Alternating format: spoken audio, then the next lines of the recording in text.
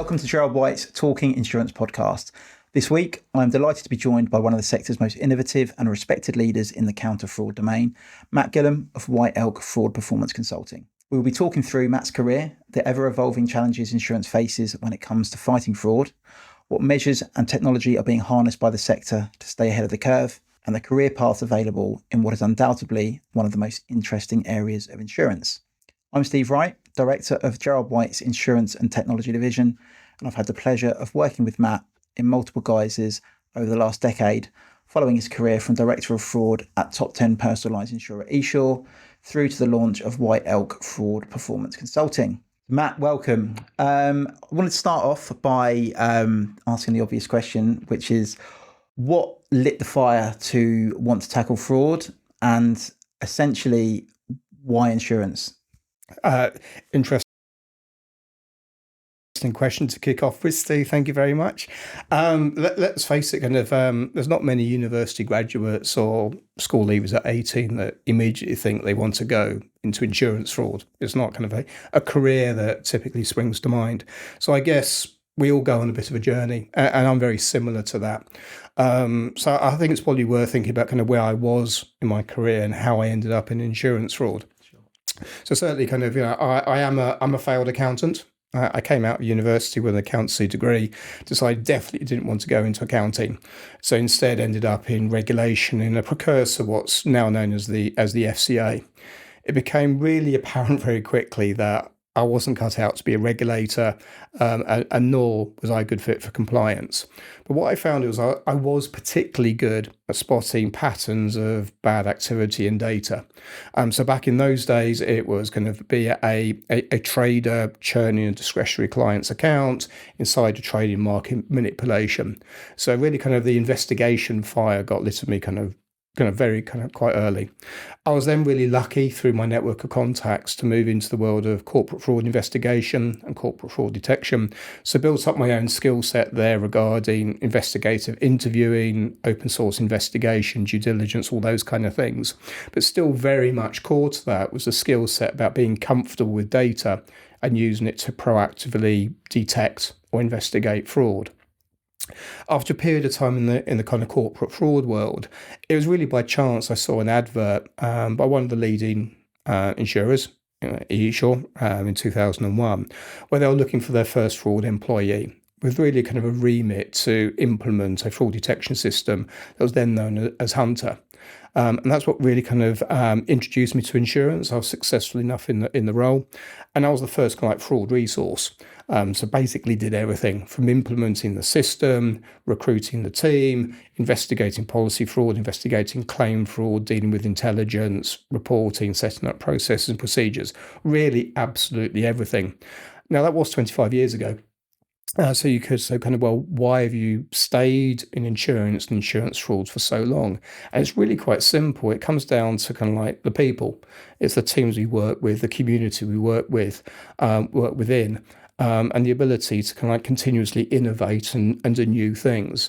So I think, like many people, I fell into insurance, I fell into counter fraud, but it's one of those domains where once you're in it, it's really difficult to extract yourself if your attitude and aptitude aligns to dealing with fraud in insurance. Sure. And as you said, they're coming into something where you're building it from the ground up. Yep. In the last 25 years and continuing now is an industry that is still evolving. It's still moving forward, especially with its technology and its way of trying to stay ahead of the curve in what it's doing. Yeah. I guess it's that keeping you in there is it's kept that challenge, right? Absolutely. I mean, the insurance sector and the fraud threats we face and how we mitigate or counteract those, it is continuously evolving. So some of the fraud threats we might have seen 15, 20 years ago, they're still the same. You'll sometimes hear the term ghost broking. It's just evolved as technology has evolved from the person selling fake certificates in the pub car park at the end of the 90s, with the digitization of insurance, the advent of aggregators, everything moving online, and now moving to digital first. It's just transitioned into a far more digital, immediate world. And the threat has evolved in line with that. And so this is one of the massive interesting things about dealing with insurance fraud. The threat will keep evolving, and what we do has to keep evolving to ideally keep ahead, but at least keep up with what's changing. Sure. Okay. And although I'm well aware of your affinity with Scandinavia, White Elk, not your typical corporate name for a business. What's the background behind that? So my experience is, having been in kind of the corporate world for the best part of 32, 33 years, moving from a kind of a safe corporate environment into setting up and running your own business or consulting is not easy. And I'll say it's definitely not for the faint-hearted. And for me personally, I wouldn't have been able to make the move without having something I believed in, or a brand I could stand behind. If you want, kind of call it your personal why. And what really kind of developed for me over my last few years within the corporate insurance world is this kind of really kind of like emerging strong belief. And what we do in fraud is we stop fraudsters, we stop the bad, and we protect the good. So we protect our customers, we protect our businesses, we protect our kind of our ecosystem partners. And that was quite a resonant, strong why for me. So I needed a brand that I could stand behind. So not some kind of like obtuse name or Matt Gilham Associates, but something that actually kind of really resonated with me. And I guess for those that know me will know my association with Sweden. I worked there for a couple of years, got married in Sweden, tend to spend, a couple of weeks each summer in the forest of Sweden. And guess what? There are kind of elk or moose running through the forest.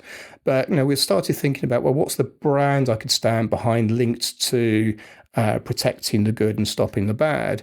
And if you look into kind of the animal law, the symbolism of a moose or an elk is king of a forest, it's a protector of a forest. So it kind of came for me kind of quite strong in terms of imagery around kind of something very personal. So the linkage to Sweden, but also something very professional and a why I could stand behind. The white bit just built on that. So there are such things as white elk in Sweden. They are quite rare, which is obviously kind of helpful for the brand. But also there's a kind of that link between kind of white and white collar crime and doing good, those kind of things. So the brand name actually became something that, became quite something living for me. And I don't think if I could have come up with a brand name or a company name that didn't resonate, I couldn't have made the move, because it had to be something that resonated with the why. Understood. Was there a second choice? There wasn't. We kind of spent many hours kind of long and hard thinking through it. Yeah. And it really did start to stand out, because it did kind of cross that, that big line between professional and personal. And as I say, starting up your own business, your own consulting, it's it's fun, it's enjoyable. I've definitely done things that I could never have done in a corporate world working for a single employer, but it's not for the faint-hearted. No. And you have to have a really kind of like strong belief in order to invest in the time and the energy and the intellectual property to make it work. Okay, understood. And you'd mentioned in the previous answer there, the ghost broking, and obviously there are ghost broking, crash for cash, are a couple of big ones that have been talked about over the years. You've obviously seen those and many more. What are the kind of current, threats at the minute, and what are the tactics being employed to combat them? So that again is a really interesting question. And going back to what we just talked through about, in many ways, some of the threats and risks we're facing are similar to 10, 15, 20 years ago. They've just kind of like evolved with technology. Others are entirely new. So as we've gone digital first or digital only, there are threats and threat actors that we'll only see in the digital space. And you often hear at the moment kind of the terms kind of fraud and cyber risk and AML all combining into like a very much a more kind of linked discipline. So with respect to, the threats have definitely evolved. I think what I would say with respect to tactics, obviously kind of all the insurers and organizations I speak to are looking at data and AI and automation and efficiency and effectiveness at the moment to varying degrees of maturity. there are some clear leaders. There are some that are kind of a little bit further behind. But I think kind of what really strikes me is, definitely 20, certainly 15, possibly even 10 years ago, we had these similar threats, maybe not as digitally enabled as we're seeing now, but we had kind of like similar threats such as ghost broking, cash for crash. None of this is new. Things like shallow fake documentation. We had counterfeit documentation 20 years ago. It just so happens that with Gen AI, it's easier to produce, easier to hit the right quality, and easier to do at scale. So it's kind of like it's evolved. But I think rather than kind of, if you like, the threats or tactics being new, I think the challenge for fraud leaders is, say, 20 years ago, we knew what the threats were, but we didn't necessarily have the tools to combat them. We wanted to spot counterfeit documents. We wanted to spot counterfeit NCD. We wanted to identify other patterns of behavior using data, but we didn't have the tools. I think the challenge we've got now, and this is where tactics have evolved, generally, and I know there are pockets that are still very difficult, there is a technology-linked solution for pretty much all the threats we want to counter, be it a Gen AI generated document, be it quote manipulation online, be it cyber attacks to compromise credentials to affect policy hijacking or ACTO. All these can be combated with the right data, the right solution, the right technology. The challenge now is it's not how the tactics have evolved, but having the availability of solutions for, if not everything, then a large majority. It's how we layer them. So whether you consider it a layer or the waterfall of approaches you need to put in, very much kind of with a view to actually how can I be both effective, i.e. spotting and stopping the fraud, and doing good for the customer, while also being efficient, because I don't have an endless budget. Sure. Well, I can use data, all the data enrichment I want, all the detection tools I want, all the AI I want. It's just not within the investment envelope. So I think the tactics have evolved from trying to find a solution for a problem to how do I layer the solutions to solve these range of problems. Understood. And I guess on that subject, when obviously AI and data are, it's a dominant subject in everything at the minute, isn't it? And clearly, critical in fraud. Where does smart tech, where's the line between smart tech and still that kind of human investigative judgment and touch? Where's the line drawn these days? Kind of the fraud cyborg. For me, it boils down to kind of like a very simple but important word, and that's trust. So I say that there is the data, there is the tech, both to decision and to automate and straight through process.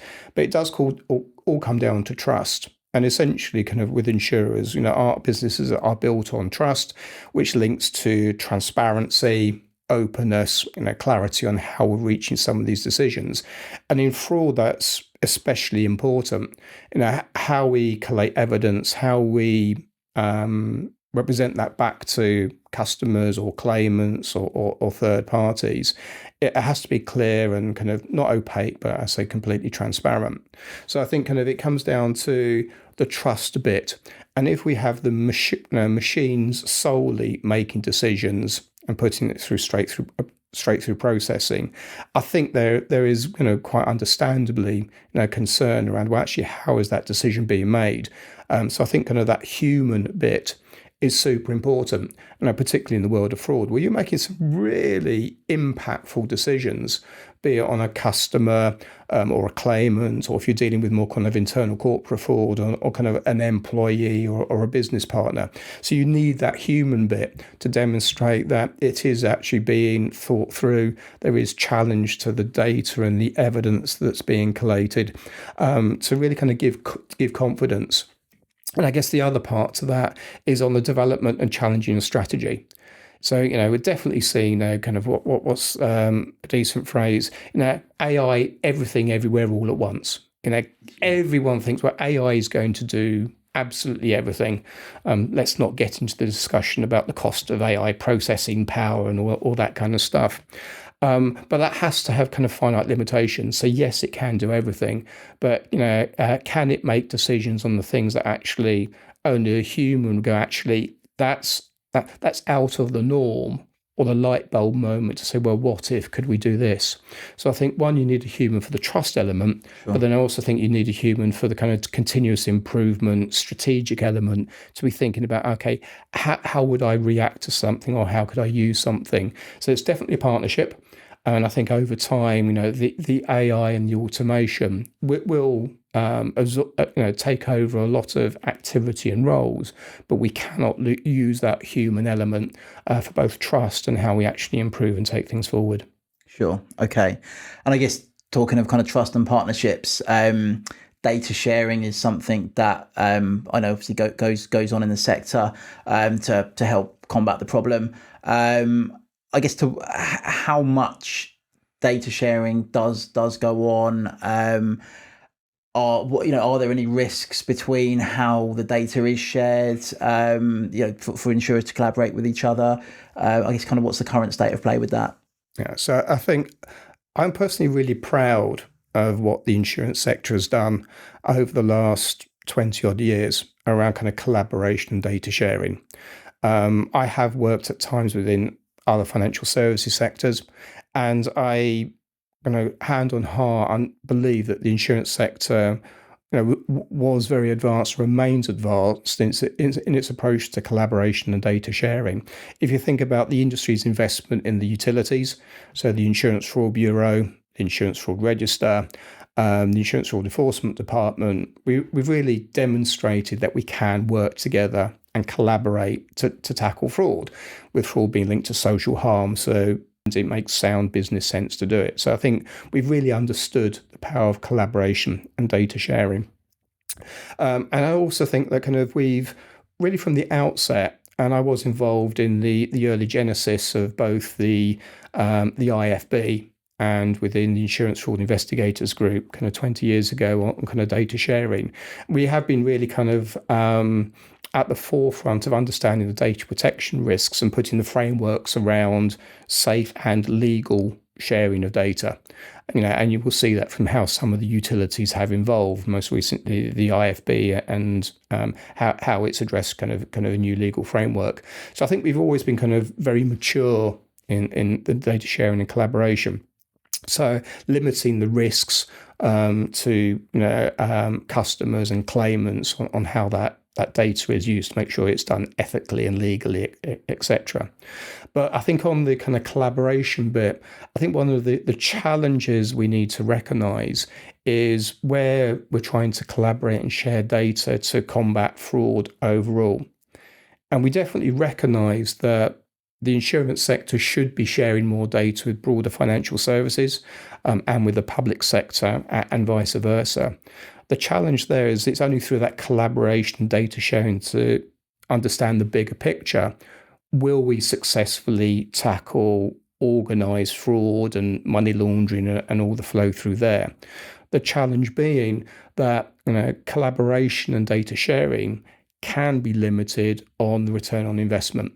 So some of this collaboration, say with the banks and vice versa, can be limited by actually where is the business benefit from it.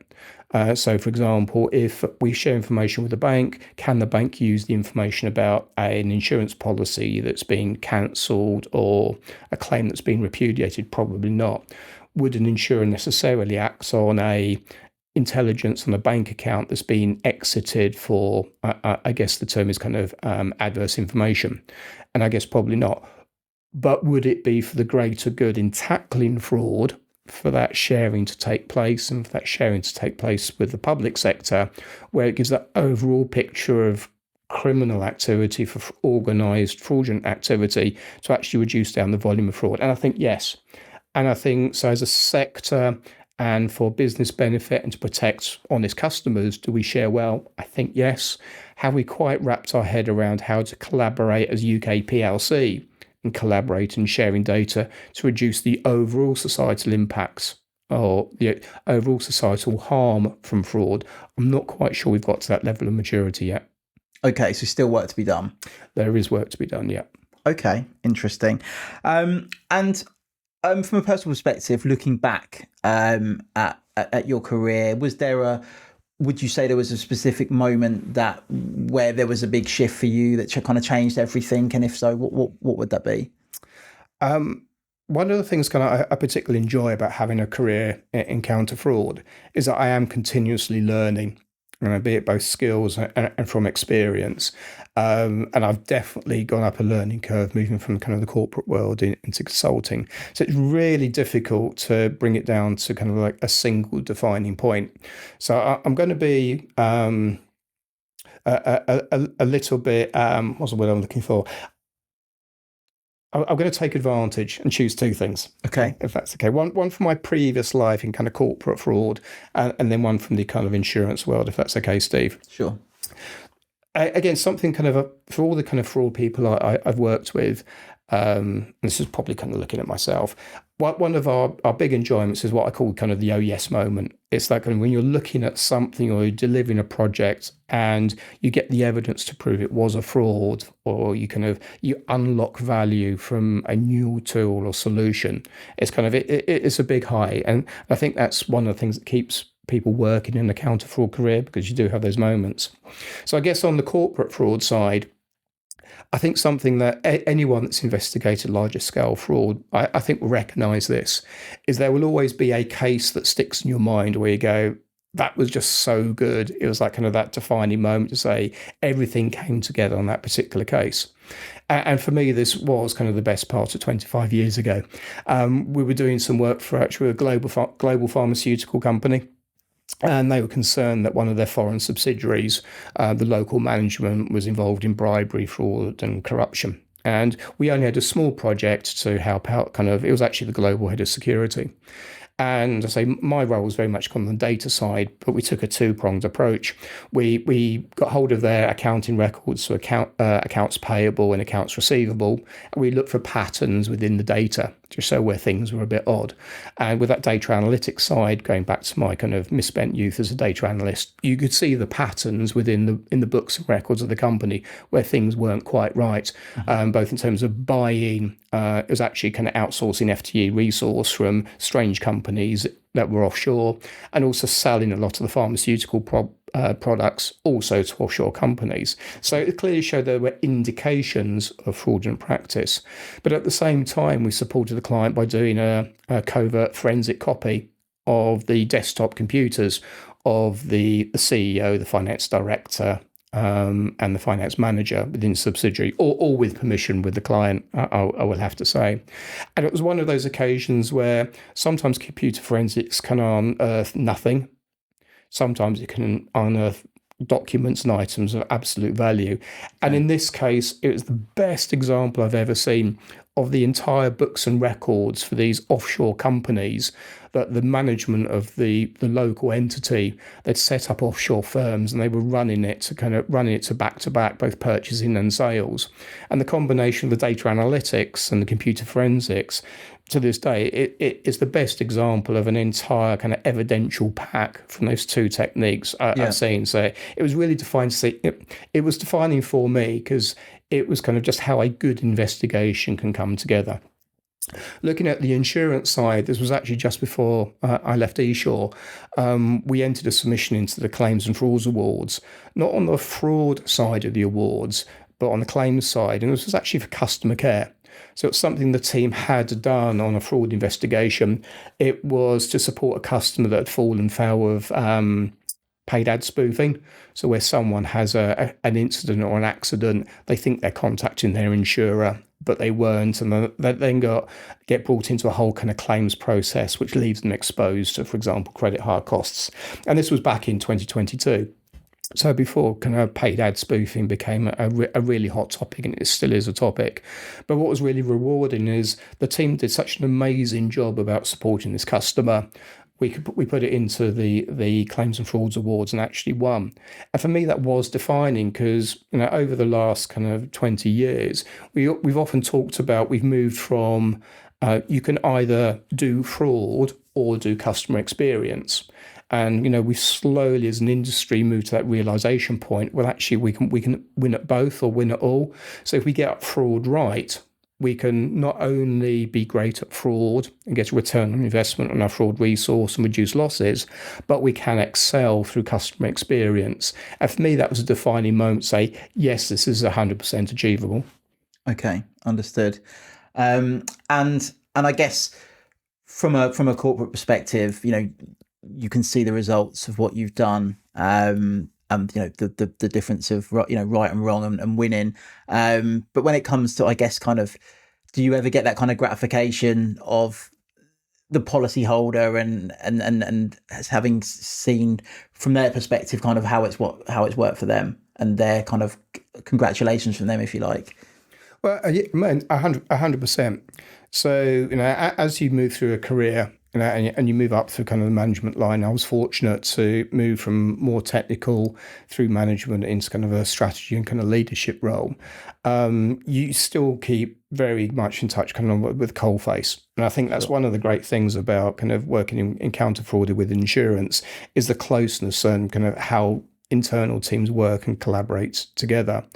And again, it's like kind of that example for that award, the gratitude from the customer who had been caught up in this fraud. I'll always remember the case. It was a lady. It was kind of just coming out of the COVID period. She'd had a small business, which was a cafe, which had closed down due to COVID pressures. She was also pregnant and caught up in, I think it was a £15,000 credit hire claim that she didn't know that she was on the hook for. The gratitude and the knowledge were actually, we as a team, we've done a really good job to protect her. That's a massive part of the job. And within kind of like in insurance, and I know kind of a lot of the coalface investigators, both on the policy and claim side, will have had feedback from not necessarily customers, but even consumers that have maybe fallen victim to a synthetic ID fraud or attempted account takeover, and just kind of giving them with some advice or kind of around kind of protection and how to protect their identities. That can be very rewarding. And so kind of working in counter fraud, it's not all about just catching the bad, but genuinely a role in protecting the good. Okay, understood. And obviously talking about different kind of angles of counter fraud there, like naturally within counter fraud, there are several different career directions that you can take. It could be leadership, it could be investigation, it could be analytics. Could you, I guess, kind of unpack a little bit kind of what some of those career paths can look like for anybody getting into it? Yeah, absolutely. I mean, going back to my own history. So when I first stumbled into fraud, a career in fraud, you just really didn't see what path there was. And certainly as I've seen the roles in insurers develop over the last 20 years, there's a far wider career path. But the beauty of counter fraud skills is they are immensely transferable. So yes, we're talking about kind of working with insurance on this chat, but the skills within insurance are transferable to the public sector, they're transferable to other FS.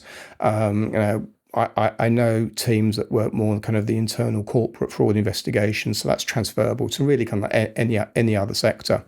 And so the beauty of working in fraud is kind of building up those transferable skills that can move around. So really kind of what I've seen over the last couple of decades is, the emergence of, at least two, probably three career paths. There's those that want to remain technical, be it policy validation, claims investigation, data analysts, intelligence experts.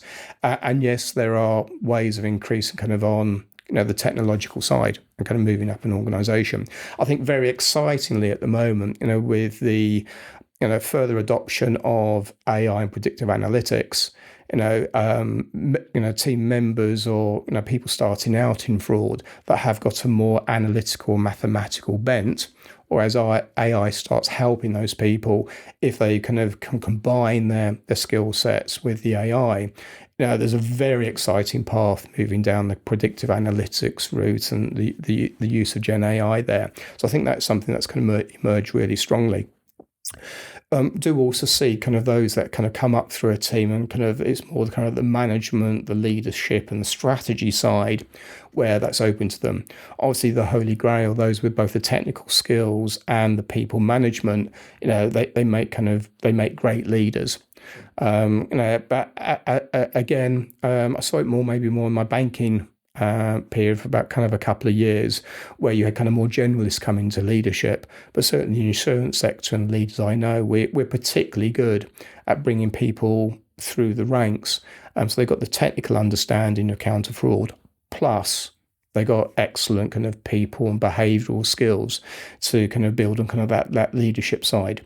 So really my advice would be is there are multiple career paths, be it on the technical side, say within within the data analytics, the frontline investigation, intelligence, and there is the leadership path, but also kind of like combining the two. Did you ever see a theme of, or was there ever a certain attraction for you if somebody was coming from a different sector with the kind of transferable skills that wanted to, were interested in insurance, wanted to learn the subject matter? Did you ever kind of see a common theme of where people might come from to pivot into insurance? To be honest, no. I would really kind of boil it down to just kind of like two words. It's attitude and aptitude. You can have somebody that's kind of highly skilled, but maybe not with kind of the attitude to work in kind of the insurance environment, because we are very kind of customer focused. We are very collaborative. Similarly, I've seen people maybe with the right attitude, the right behavioural skills, but working in the fraud space isn't quite right for them. And I've definitely had experience about people coming from maybe, say, a credit card or banking fraud environment, not really settling within insurance. And I do think working in fraud takes a particular sort of person. I say for those people with the right attitude and aptitude, working in counter fraud in insurance will get under the skin, and it's really difficult to leave. So it's kind of, I don't think there's a general rule, but for me it does boil down to attitude and aptitude. Okay. A couple of quick fire ones for you here. Biggest threat facing the sector in the next 5 to 10 years? Again, I'm probably going to be off the beaten track or the norm here, because I'm sure lots of people will talk around AI, which is a kind of like move and counter move kind of cat and mouse scenario. But I'm going to focus a bit more on the people side. And I'll actually be very interested in your viewpoint here in just a minute. And I guess my concern is, where are we confident about kind of future strategy and leadership skills? I was reading only over the weekends in professions such as kind of the legal profession, that the use of AI is slowly removing entry-level roles around kind of bringing information together or summarising information, all those kind of things. And going back to my time in insurance, when I first joined eSure back in 2001, I was the fraud resource. I investigated policies, investigated claims, kind of broadly did a little bit of everything, nowhere near to the standard that teams now operate, but sure. I had that exposure, and I think it's having had that kind of cold face experience. I find it helps you as an individual to understand actually when you do start moving up and kind of working on like tactics and strategy and overall planning, so really kind of like understand the subjects and kind of some of the pain points or some of the opportunities. And I think kind of as we have the world with kind of with AI, are we going to lose that skill set of individuals that have the opportunity to come up through an organisation from the coalface and have that learnt knowledge that stands them in good stead to then build effective strategy? Or do you have Gen AI just telling them what to do? And I think that next generation of leaders, with automation, with straight-through processing, with Gen AI, giving us a lot of the answers, will we have the leaders with both the technical and the people management expertise to kind of like really take that forward? In terms of, I guess, if you were to say there's a current or planned innovation that you would hope in the next few years everybody adopts, what would you say? Oh, that is a good one. I might spin that around is there an area of missed opportunity that I think we're getting better at, but we've never quite got it right. So from what we've talked about today, obviously kind of AI and the need for the data that underpins the AI, both building the models and decisioning and those kind of things. It does all depend on data.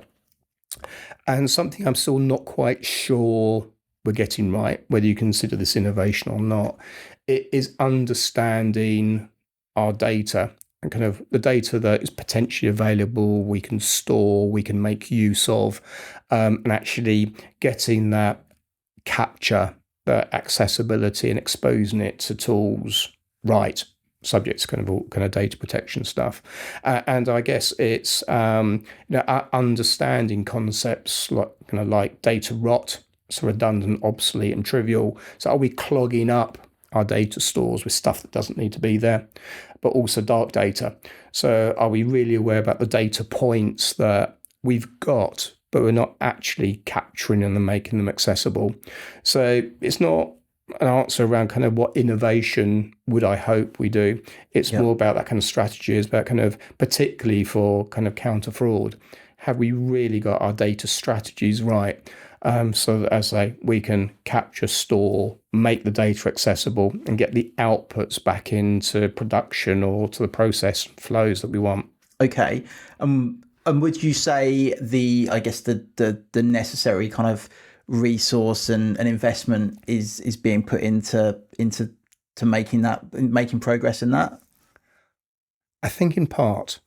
I'm just thinking about the insurers I've spoken to and where they are on various kind of like transformation things. So the move into better use of data storage, kind of event streams, not only the kind of the who and what data, so who are our policy holders, what's their policy look like, but also the behavioural data, but how is that customer or that claimant negotiating with us? I think we're seeing progress. Again, people that know me also know one of my big fears, or one of the big challenges I've seen is the MVP. So I call it the minimum viable purgatory. So where something is promised and you get stuck at the minimum viable, you never quite escape this loop of, well, actually it's the bare minimum, and move on to kind of like really progress through to kind of great return and great use of data. So I'm going to sit on the fence and say, yes, I can see progress. But again, I'm not sure, particularly from the fraud perspective, whether we're quite there. And that kind of an enterprise approach to data is necessarily fully supporting, what we could be achieving in counter fraud, and the flip side, supporting good customers. Okay, understood. And for any bright minds out there looking to potentially get into counter fraud, could you recommend any book, podcast, any kind of resource that you would recommend looking into that could, I guess, broaden their perspective on it and educate them a bit better? 100%. So again, going back to the very start of my career, I was fortunate enough to work for a company called Network Security Management. It's kind of in corporate fraud investigation, founded by a gentleman called Michael J. Comer, who's kind of from the corporate fraud space 30 years ago. He literally wrote the book. And I would say anything written by Michael Comer, so a book called Corporate Fraud. I think it was first published in the late 1970s, but Mike literally made the mold, then broke it. And in that era was unafraid to voice thoughts around the roles of, say, the three lines of defense in tackling fraud, and how you could take ownership and you could actively manage fraud, before I think a lot of companies, organizations, consultancies were either thinking about fraud risk management as a concept. So I think for anyone starting out in fraud, pick up anything by Mike, and it will be an eye-opener. Okay, fantastic. And staying on the subject of bright minds and considering counter fraud as a destination for their career, what advice would you give to anybody, let's say any final year students? We're mid-year now. There's going to be a lot of people that are considering their options in terms of the career path they're going to take. What advice or encouragement would you give to those minds that are trying to make that choice at the minute? I think look into fraud generally. Obviously insurance fraud is a great starting point. So do your research, but keep an open mind to the opportunities out there. As I say, kind of within the fraud world now, there's career paths to say that just absolutely didn't exist when I started out in counter fraud work, be it on the technical side, be it on the leadership side. There are teams where there weren't teams previously. There's a direct link between doing counter fraud well and the bottom line and profit and loss, and revenue for companies. So there's a whole raft there. So do some research. I've actually got a criminology undergrad that's acting as a summer intern for me, doing some kind of white papers on various themes. And whether it's public sector, private sector, and within the private sector, financial services or wider, do look at fraud, do research, but have a really good think. Going back to the topic of aptitude and attitude, there's a whole raft of roles there, from data analysis to frontline investigators.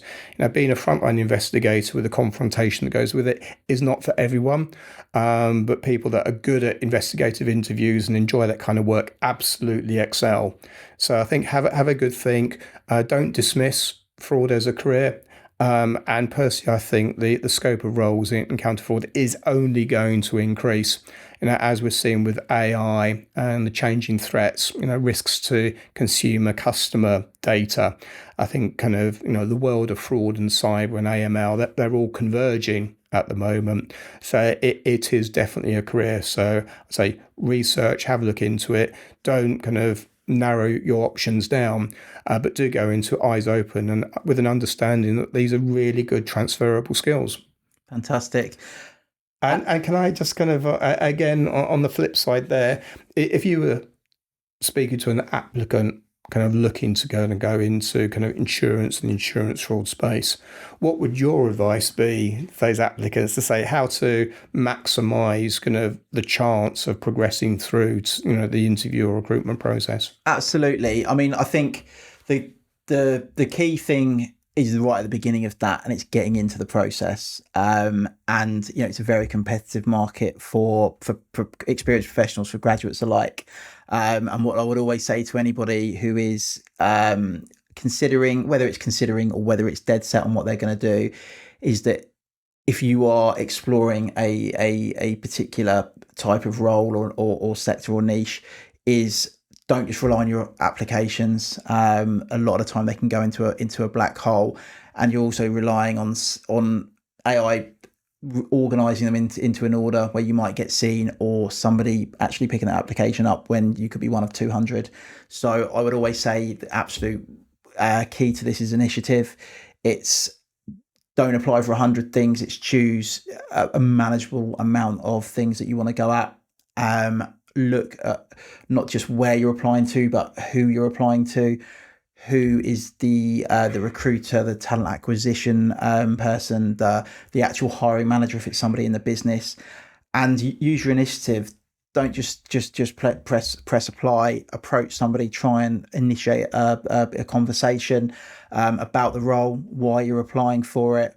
And just put yourself at the front of the queue by showing your interest, getting forward your credentials as to why you believe you are suitable for that career path or for that job you might have seen.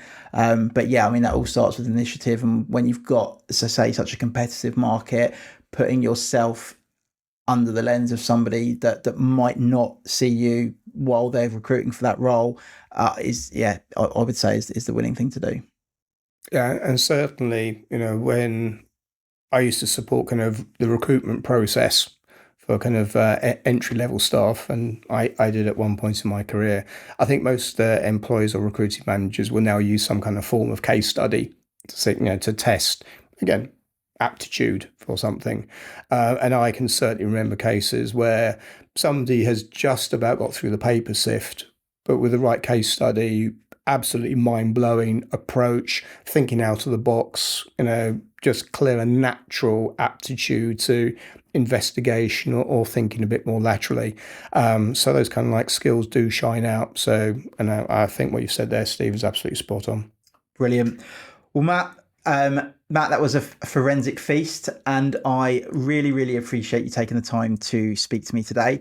What I'd like to wrap up with is encouraging anybody that is considering, whether you're a graduate or a professional looking to move forward with a career in fraud, please feel free to email either of us, or we very much welcome an open forum on any posts that we place on LinkedIn following this session.